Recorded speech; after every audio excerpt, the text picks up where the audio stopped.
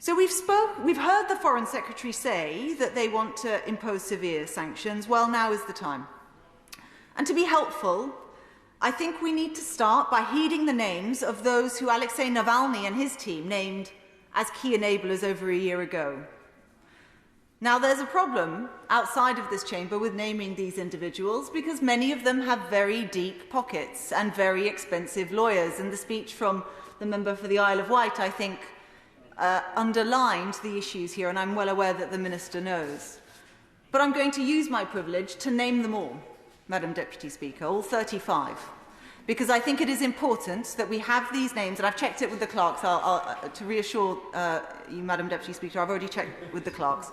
But I'm going to name them all because it is important to do so, and they are Roman Abramovich, Denis Bortnikov, Andrei Kostin, Mikhail Murashko, Dmitry Patrushev, Igor Shuvalov, Vladimir Solovyev, Alisher Uzmanov, Alexander Bastrikin, Alexander Bortnikov, Konstantin Ernst, Viktor Gavrilov, Dmitry Ivanov, Alexander Kalashnikov, Sergei Kirienko, Elena Morozova, Denis Popov, Margarita Simonyan, Igor Yanchuk, Viktor Zolotov,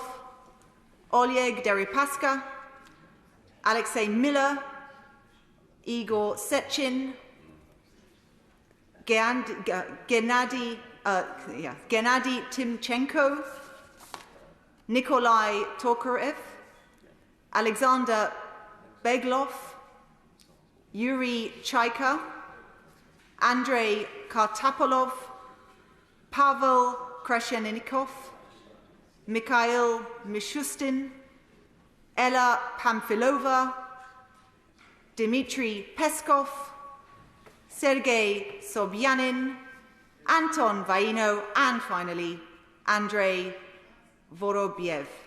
And I thank the House for the patience while I said it. Some of these names have already been said under privilege before, but it's important, in my view, that all are said.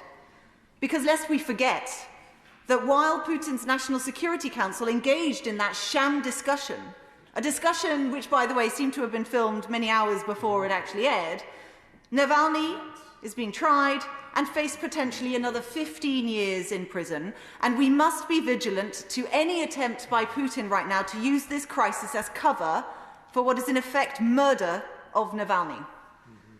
So I urge the government, it is now the time to freeze and begin that process of seizing the assets, not of just those 3 individuals, but all of Putin's cronies who are in the UK. We must kick them out and their families out of this country and indeed publish that review into the golden visa scheme. Over the weekend, the Home Secretary said she was bringing a statement to the House on this. We've yet to see it. I hope we will this week. Because it's time to make absolutely clear that the era of Russian interference in our society, country and democracy is over. And my very last plea, to echo the plea already of others, is to bring forward all that legislation that remains outstanding, legislation that is in the Conservative Party manifesto, that they have stood at the dispatch box and said themselves that they want to pass. It shouldn't be this difficult to do something that the government has said time and time again it wants to do. So where is that register of beneficial ownership, the Overseas Entities Bill? We know it's ready. Please can the Minister accelerate it? And also the passage of the Economic Crime Bill. We stand ready and waiting for the government to do more. Our democracy is at risk, and so is the international rule-based order. I urge the Minister, heed our calls. Do more.